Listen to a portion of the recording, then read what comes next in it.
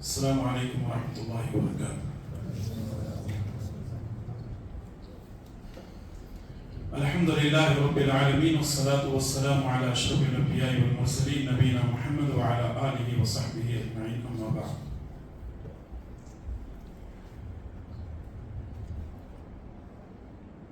عن عبد الله بن مسعود رضي الله تعالى عنه عن النبي صلى الله عليه وسلم قال: إن الله وتر يحب الوتر فأوتروا يا أهل القرآن.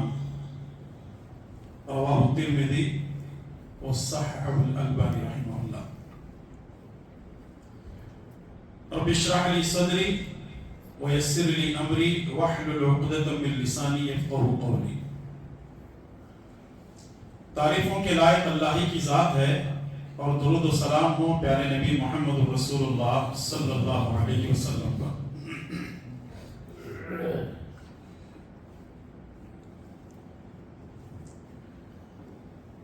الحمدللہ ثم الحمدللہ. رمضان کے کتنی تراویح ہوگی؟ 10 ہے 11؟ 10 11 ہے نہیں 10 جی. اس کا مطلب یہ ہے کہ کل ہمارا 10واں روزہ ہوگا اور اسی پر یہ پہلا عشرہ اپنے اختتام کو پہنچے گا. دعا کریں کہ اللہ تبارک و تعالی ہماری جملہ عبادتوں کو قبول فرمائے اور ہم تمام کو مرتے دم تک دین اسلام پر استقامت کے ساتھ قائم رکھے اور خیر و عافیت کا معاملہ فرمائے. آمین. الحمدللہ ہم حافظ آزاد صاحب سے قرآن کریم کو سن رہے ہیں. بڑے اطمینان کے ساتھ بڑے سکون کے ساتھ دعا کریں کہ اللہ تعالیٰ ان کا شرح صدر فرمائے. آخر میں 2 رکعتیں آپ نے سنی، وہ میرے فرزند زکوان ہیں، ابھی حفظ کر رہے ہیں. دعا کریں کہ اللہ تبارک و تعالیٰ ان کو حافظ قرآن، عالم دین کا داعی بنائے. اللہ تبارک و تعالیٰ ان کے لیے شرح صدر فرمائے اور اللہ تعالیٰ ہمارے لیے والدین کے لیے صدقہ جاریہ فرمائے.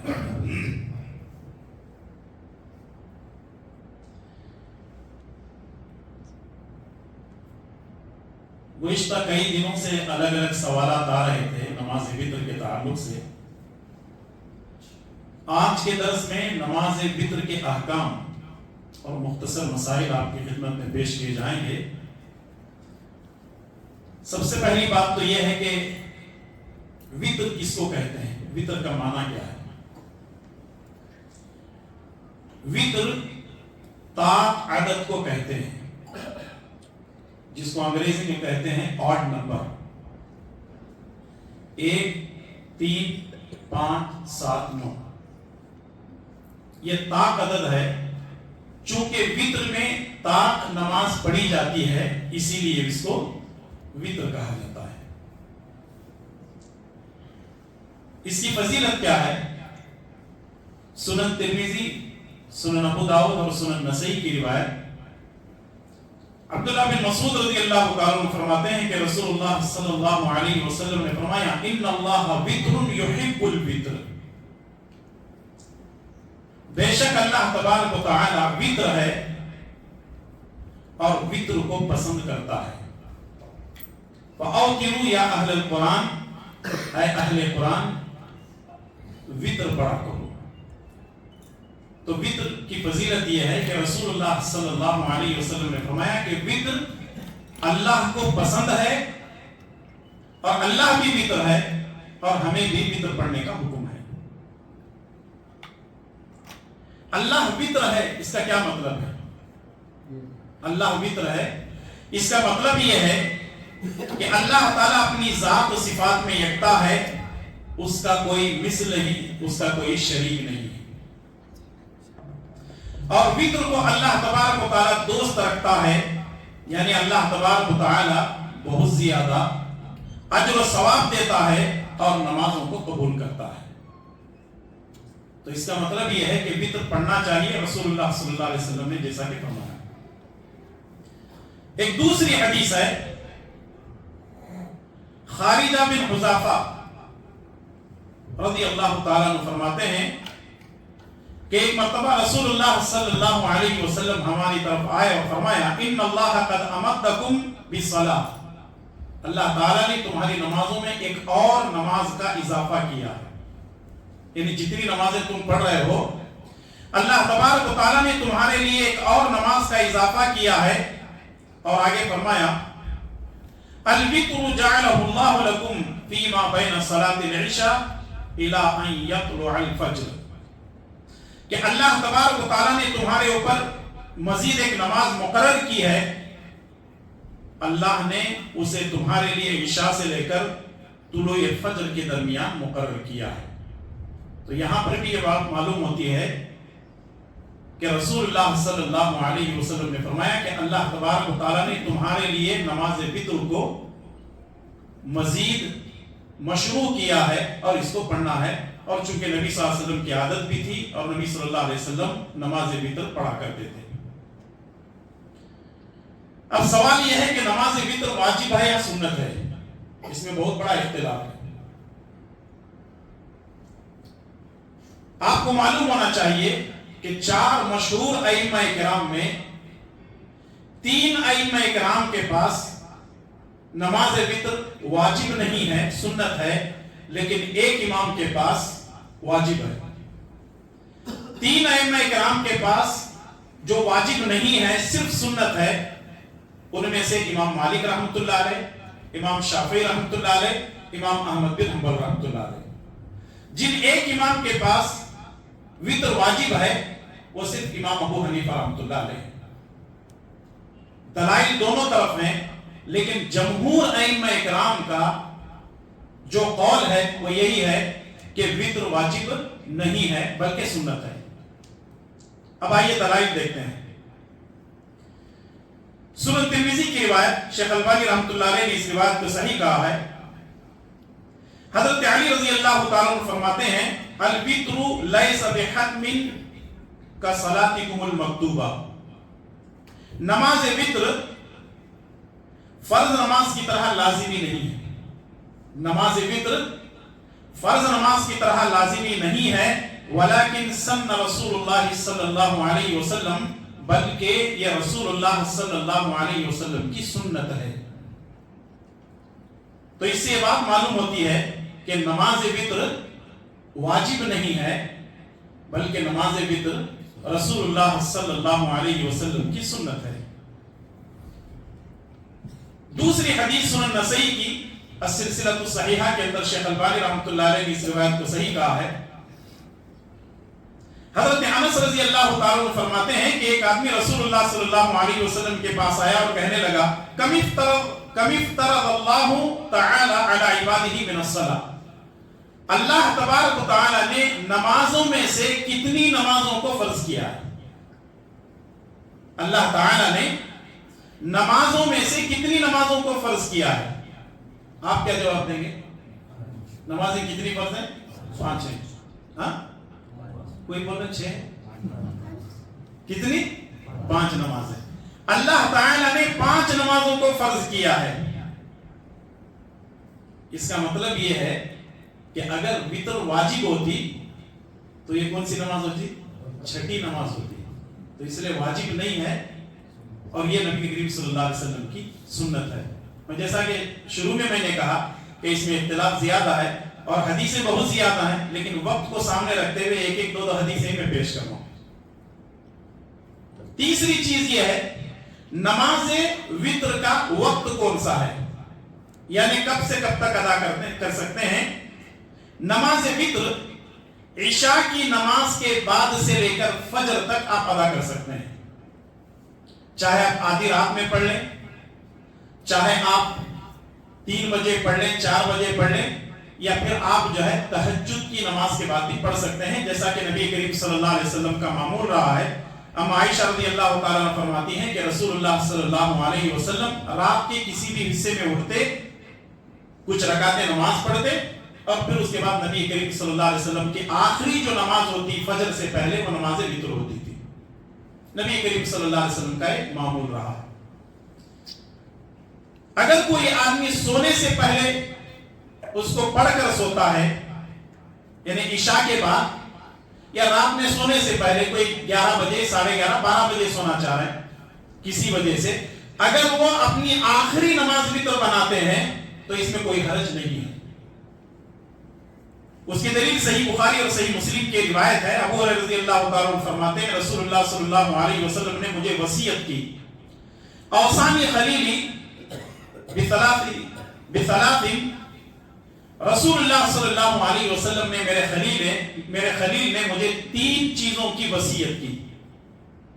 پہلی چیز ہر مہینے کے 3 روزے، چاشت کی نماز، وَأَنْ أَوْتِرَ قَبْلَ أَنْ أَنَامَ، اور سونے سے پہلے میں وتر پڑھ لیا کروں. نبی کریم صلی اللہ علیہ وسلم نے مجھے وصیت کی. تو اس کا مطلب یہ ہے کہ سونے سے پہلے آپ وتر پڑھ کر سو سکتے ہیں، اس کی پوری اجازت ہے، کوئی اس کا وقت مقرر نہیں ہے. عشاء کے بعد سے وقت شروع ہوگا، فجر سے پہلے آپ نماز وتر پڑھ سکتے ہیں.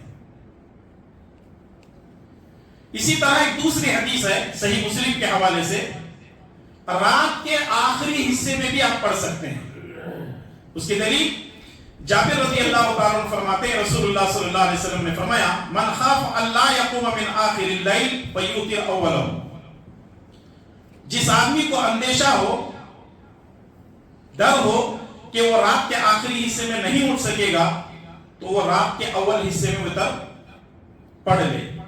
ومن طمع ان یقوم آخرہ فلیوتر آخر اللیل، اور جسے رات کے آخری حصے میں جاگنے کی امید ہو تو وہ رات کے آخری حصے میں پڑھ لے. تو معلوم کیا ہوا کہ اس کی پوری اجازت ہے، سونے سے پہلے بھی آپ پڑھ سکتے ہیں، یا رات میں جاگ کر کے تہجد پڑھنے کے بعد بھی آپ پڑھ سکتے ہیں، یا فجر سے پہلے کبھی پڑھ سکتے ہیں. چوتھی چیز یہ ہے کہ کیا نماز وتر کی قضا کی جا سکتی ہے؟ نماز وتر کی قضا کر سکتے ہیں؟ بالکل نماز وتر کی قضا کی جا سکتی ہے. جیسے رسول اللہ صلی اللہ علیہ وسلم کی عادت مبارکہ تھی کہ کبھی آپ کسی کام میں مشغول ہونے کی وجہ سے اگر ظہر سے پہلے آپ کی 4 سنتیں چھوٹ جاتی تو آپ کیا کرتے؟ ظہر کے بعد اس کو پڑھ لیتے تھے. ظہر کی فرض نماز کے بعد نبی صلی اللہ علیہ وسلم پڑھ لیتے تھے. تو اگر وتر چھوٹ جائے تو اس کی قضا بھی کی جا سکتی ہے. اس کی دلیل سنن ترمذی، ابو داؤد اور سنن ابن ماجہ کی روایت جس کو شیخ البانی رحمۃ اللہ علیہ نے صحیح کہا ہے. ابو سعید رضی اللہ تعالیٰ عنہ فرماتے ہیں رسول اللہ صلی اللہ علیہ وسلم نے فرمایا من نام عن الوتر او نسیہ، جو وتر پڑھے بغیر سو جائے یا پھر اسے پڑھنا بھول جائے، فلیصلی اذا اصبح او ذکر، تو جب یاد آ جائے یا جاگ لے تو اسی حالت میں وہ وتر پڑھ سکتا ہے. اس کا مطلب وتر کی قضا کی جا سکتی ہے. وتر کی کتنی رکعتیں ہیں؟ نماز وتر کی کتنی رکعتیں ہیں؟ امام ترمذی رحمۃ اللہ علیہ فرماتے ہیں نماز وتر 13، 9، 7، 3 اور 1 رکعتیں پڑھ سکتے ہیں. یعنی 1، 3، 7، 5، 7 اور 9 کے ساتھ 13 رکعتیں وتر پڑھی جا سکتے ہیں، لیکن ان کا طریقہ الگ الگ ہے. لیکن اگر رسول اللہ صلی اللہ علیہ وسلم کا معمول دیکھا جائے تو رسول اللہ صلی اللہ علیہ وسلم ہمیشہ کیا کرتے؟ 3 رکعت ہی پڑھتے تھے. لیکن کبھی کبھی نبی صلی اللہ علیہ وسلم 5 بھی پڑھ لیتے، کبھی 7 بھی پڑھتے، کبھی 9 بھی پڑھتے، اور کبھی کبھار نبی کریم صلی اللہ علیہ وسلم 13 رکعت بھی وتر پڑھا کرتے تھے. جیسا کہ 3 اور 5 کے تعلق سے جو دلیل ہے وہ سنن ابو داؤد کی حدیث ہے. ابو ایوب انصاری رضی اللہ تعالیٰ عنہ فرماتے ہیں رسول اللہ صلی اللہ علیہ وسلم نے فرمایا الوتر حق علی کل مسلم، وتر پڑھنا حق ہے ہر مسلمان پر. فَإِنْ أَحَبَّ أَنْ يُوتِرَ بِخَمْسٍ فَلْيَفْعَلْ، اگر کوئی آدمی 5 رکعت وتر پڑھنا چاہتا ہے تو پڑھ سکتا ہے. وَمَنْ أَحَبَّ أَنْ يُوتِرَ بِثَلَاثٍ فَلْيَفْعَلْ، اور اگر کوئی 3 پڑھنا چاہتا ہے تو پڑھ سکتا ہے. وَمَنْ أَحَبَّ أَنْ يُوتِرَ بِوَاحِدَةٍ فَلْيَفْعَلْ، اگر کوئی آدمی ایک بھی وتر پڑھنا چاہتا ہے تو پڑھ سکتا ہے. یہ اس بات کی دلیل ہے کہ آپ 5 پڑھنا چاہیں 5 بھی پڑھ سکتے ہیں, 3 پڑھنا چاہیں 3 بھی پڑھ سکتے ہیں, 1 پڑھنا چاہیں وتر 1 رکعت بھی نماز پڑھنا جائز ہے.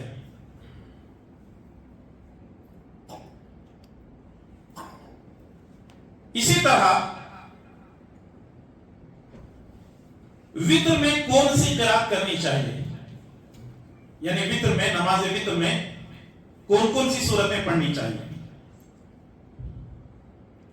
سنن ابو داؤد کی روایت, شیخ البانی رحمۃ اللہ علیہ نے اس روایت کو صحیح کہا ہے. ابی بن کعب رضی اللہ تعالی عنہ فرماتے ہیں کہ رسول اللہ صلی اللہ علیہ وسلم اگر نماز وتر 3 رکعت پڑھتے تو پہلی رکعت میں سورہ اعلیٰ پڑھتے, سبح اسم ربک الاعلیٰ. دوسری رکعت میں سورۃ الکافرون یا ایھا الکافرون, اور تیسری رکعت میں سورہ اخلاص یعنی قل هو اللہ احد پڑھتے تھے, جیسا کہ الحمدللہ ہمارا معمول رہا ہے. اور اسی طریقے سے اما عائشہ رضی اللہ تعالیٰ عنہ فرماتی ہیں کہ رسول اللہ صلی اللہ علیہ وسلم کبھی پہلی رکعت میں سورۃ اعلیٰ پڑھتے, دوسری میں قل یا ایھا الکافرین, تیسری رکعت میں قل هو اللہ احد, قل اعوذ برب الفلق, قل اعوذ برب الناس بھی پڑھتے.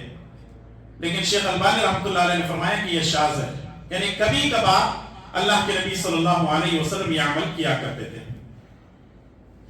وتر میں دعائے قنوت, یعنی نماز وتر میں دعائے قنوت جو پڑھی جاتی ہے, جیسا کہ ہم لوگ جو ہے الحمدللہ وتر میں دعائے قنوت پڑھ رہے ہیں, وہ دعا بڑی مشہور ہے. اللہم اہدنا فیمن ہدیت وعافنا فیمن عافیت وتولنا فیمن تولیت وبارک لنا فیما اعطیت وقنا شر ما قضیت. یہ جو 5 جملے ہیں یہ دعائے قنوت کے ہیں, یہ دعا ہے. یہاں آمین بولنا ہے, لیکن اس کے بعد کے جو جملے ہیں فَإِنَّكَ تَقْضِي وَلَا يُقْضَىٰ عَلَيْكَ إِنَّهُ لَا يَضِلُّ مَنْ وَالَيْتَ وَلَا يَعِزُّ مَنْ عَادَيْتَ تَبَارَكْتَ رَبَّنَا وَتَعَالَيْتَ وَصَلَّى اللَّهُ عَلَى النَّبِيِّ. یہ جو بعد کے 5 جملے ہیں اس کو صرف سننا ہے, آمین بولنا نہیں ہے. پہلے کے 5 جملوں میں دعا ہے, بعد کے 5 جملوں میں اللہ تعالیٰ کی بڑائی اور بزرگی اور نبی کریم صلی اللہ علیہ وسلم پر درود و سلام ہے.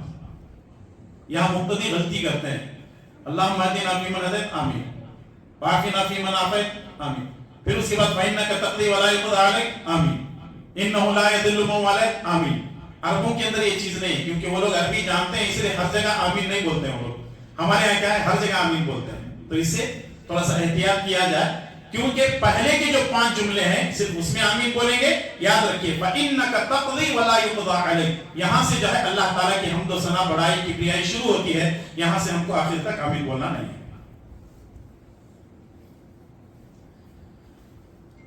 وتر کی نماز ختم ہونے کے بعد کون سی دعا پڑھی جائے, یعنی نماز وتر ختم ہو گئی, ہم نے سلام پھیرا السلام علیکم ورحمۃ اللہ, السلام علیکم ورحمۃ اللہ, تو اب کون سی دعا پڑھی جائے گی. تو اس کے لیے جو دعا ہے مشہور, سنن نسائی کی روایت, عبد الرحمن بن ابزہ رضی اللہ تعالی عنہ فرماتے ہیں اذا سلم سبحان الملک القدوس ثلاثہ ويرفع صوته بالثالثہ.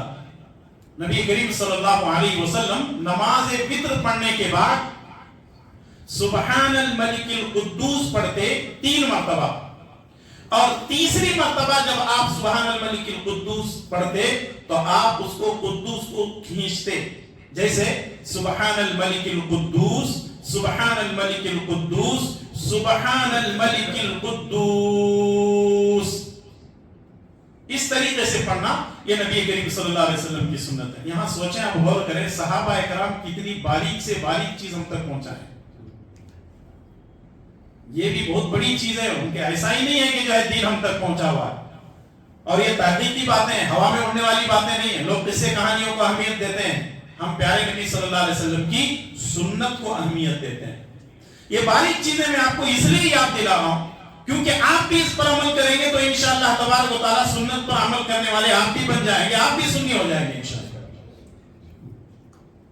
اب آپ کہیں گے پھر یہ سنی کا کیا مسئلہ ہے, تو سنت پر عمل کرنے والا سنی ہے, اور الحمدللہ ہم سنی ہیں. یہ اللہ تعالیٰ کا بڑا فضل و کرم ہے, کیونکہ ہم پیارے نبی صلی اللہ علیہ وسلم کی सुन्नतों पर अमल करते हैं। अच्छा, अब यहां एक मसला है, एक दो मसले आपके सामने बयान करना है। पहली बात तो यह है, वितर का जो तरीका है, अगर 3 रकात हम नमाज पढ़ रहे हैं, 2 रकात नमाज पढ़ेंगे, सलाम फेर देंगे, फिर उसके बाद 1 रकात पढ़ेंगे। दूसरा तरीका है 3 रकात नमाज एक साथ पढ़ेंगे। जैसे आज आपने जो है, मैंने इसीलिए आज पढ़ाया ताकि नमाज वितर के साथ आपको यह भी पता चल जाए कि यह भी जो है नमाज का एक तरीका है वितर का। 2 रकात पढ़कर सलाम फेरेंगे, 1 रकात पढ़ेंगे, यानी 2+1, और 3 रकात एक साथ नमाज पढ़ेंगे।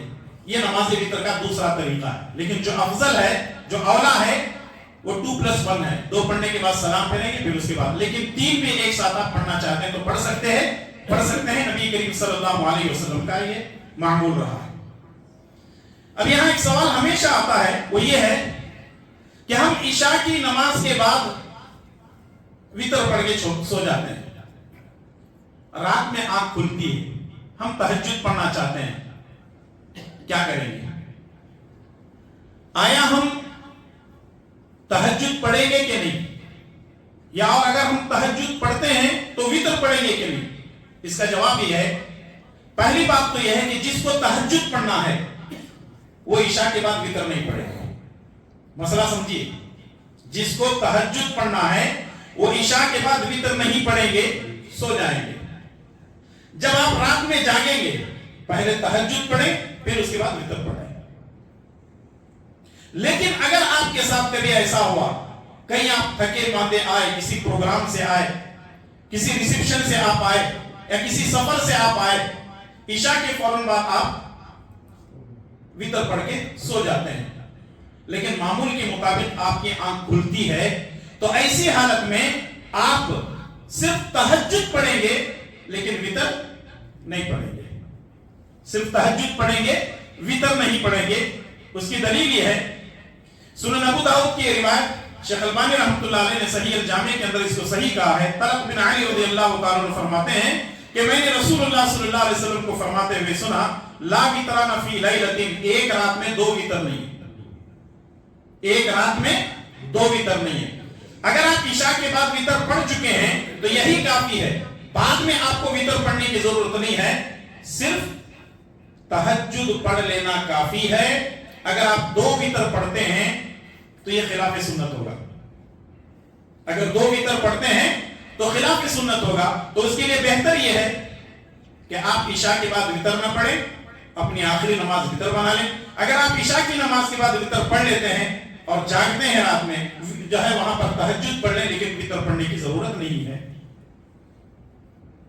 और इस तरह जो है ये नमाज वितर के कुछ मसाइल थे, हालांकि बड़े जो है ये तूल तवील मसले हैं, मैंने मुख्तसर पेश किया। एक और बात जो है जो बड़ी अहम है वो ये है कि जब दुआए कुनूत में दुआए कुनूत हो रही हो, आया हम हाथ उठाएंगे या रकात बांधे हुए पढ़ेंगे? इस ताल्लुक से भी इख्तलाफ है उलमा के दरमियान। बाज़ अहले इल्म ये कहते हैं कि कुछ सहाबा इकराम जब दुआ होती थी तो नमाज वितर की दुआ में हाथ नहीं उठाते थे, बल्कि ऐसे ही खड़े रहते। और कुछ सहाबा इकराम इस बात के कायल थे, चूंकि ये दुआ हो रही है इसलिए हाथ उठाना चाहिए। अगर कोई हाथ नहीं उठाता है तो कोई हरज नहीं है, और अगर कोई हाथ उठाता है तो उसके भी दलाइल मौजूद है। कोई हाथ उठाना चाहता है तो हाथ उठा करके दुआ कर सकता है। अब सवाल यह है कि कुनूत वितर, यानी कुनूत के अंदर, नमाज वितर के अंदर जो कुनूत पढ़ी जाती है, ये दुआ रुकू से पहले है या रुकू के बाद है? रुकू से पहले पढ़ना अफजल है या रुकू के बाद पढ़ना अफजल है? यहां अफजलियत की बात अगर आती है तो रुकू से पहले पढ़ना ही अफजल है। जैसा कि हाफिज इब्न हजर अस्कलानी रहमतुल्लाह अलैह ने तमाम रिवायत को इकट्ठा किया है, और शेख सालेह अल उसैमीन रहमतुल्लाह, शेख फौजान अल फौजान हफिज़हुल्लाह और दीगर अहले इल्म ने कहा है कि जो कुनूत वितर है वो रुकू से पहले है। अगर कोई आदमी रुकू के बाद भी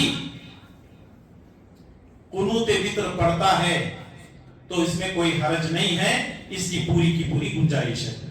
یہ مسئلے ایسے ہیں دلائل دونوں طرف ہیں. تو جب دلائل ہوتے ہیں اور جہاں اختلافی مسئلہ ہوتا ہے تو وہاں گنجائش ضرور ہوتی ہے, اختلاف نہیں کرنا چاہیے. آپ کی اپنی مرضی ہے, اگر آپ رکوع سے پہلے پڑھنا چاہتے ہیں تو پڑھیے, کوئی بات نہیں. رکوع کے بعد پڑھنا چاہتے ہیں تو رکوع کے بعد پڑھیے. ہاتھ اٹھانا چاہتے ہیں تو ہاتھ اٹھائیے, نہیں اٹھانا چاہتے ہیں تو رکعت مانگ کر کے ایسے ہی پڑھیے. تو اس میں جب گنجائش ہوتی ہے تو وہاں اختلاف نہیں ہونا چاہیے.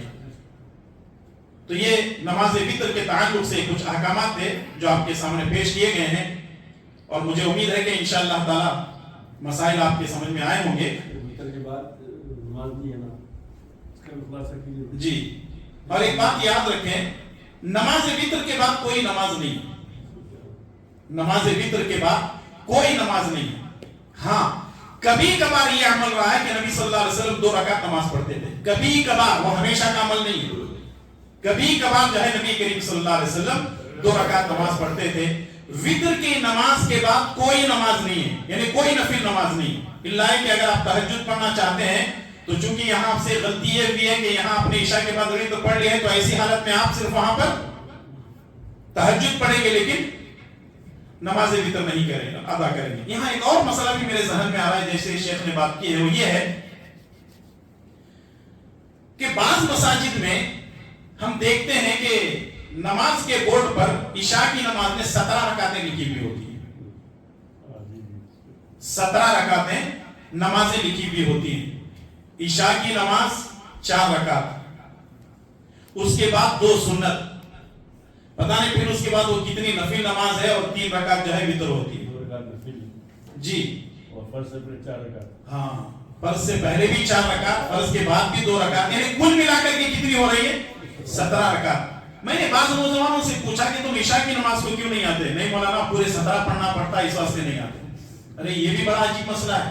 وہ لوگ زیادہ نمازوں کے چکر میں مسجد کو آنا چھوڑ دیتے ہیں. تو اس کے لیے ہم یہ کہنا چاہیں گے, دیکھیں نماز پڑھنے کا حکم ہے, عبادت کرنے کا حکم ہے. فرض آپ مسجد میں پڑھ لیں, سنتیں جا کر کے آپ اپنے گھر میں پڑھ سکتے ہیں. مثال کے طور پر ایک کاروباری ہے, کوئی بزنس مین ہے, وہ آئے مسجد میں آ کر کے سب سے پہلے وہ کیا کام کرے؟ فرض پڑھ لے, چلے جائے اپنے کاروبار میں, اپنے بزنس میں, اپنی میٹنگوں میں رہے. جب وہ گھر پہ آ جائے تو وہاں سنت پڑھ لے, نفل پڑھ لے, پھر اس کے بعد وتر پڑھ لے, وہ ایک الگ چیز ہے. لیکن مسجدوں کے اندر جو لگا کر کے یہ بتایا جاتا ہے کہ نہیں 17 پڑھنا ہی پڑھنا ہے, وہ 17 کے ڈر سے ہمارے نوجوان مسجد کو نہیں آتے. تو اس لیے نماز کا جو مسئلہ ہے اس میں کوئی زور زبردستی والا مسئلہ نہیں ہے. جو فرائض ہے اس کی پابندی کی جائے, اس کے ساتھ سنتوں کی پابندی کی جائے. اس کے لیے نوافل کے لیے کوئی قید نہیں ہے کہ نوافل 2 ہی پڑھنے ہیں, 4 ہی پڑھنے ہیں, 6 ہی پڑھنے ہیں. اس میں کوئی جو ہے قید نہیں ہے, آپ اپنی مرضی سے پڑھ سکتے ہیں. رہا مسئلہ وتر کا, آپ 1 بھی پڑھ سکتے ہیں, 3 بھی پڑھ سکتے ہیں, 5 بھی, 7 بھی, 9 بھی اور 13 رکعت بھی پڑھ سکتے ہیں. اللہ تعالیٰ مجھے اور آپ تمام کو اور ہر مسلمان کو پیارے نبی صلی اللہ علیہ وسلم کی تعلیمات پر زندگی گزارنے کی توفیق عطا فرمائے. آمین. وصلی اللہ علی نبینا محمد وعلی آلہ وصحبہ اجمعین.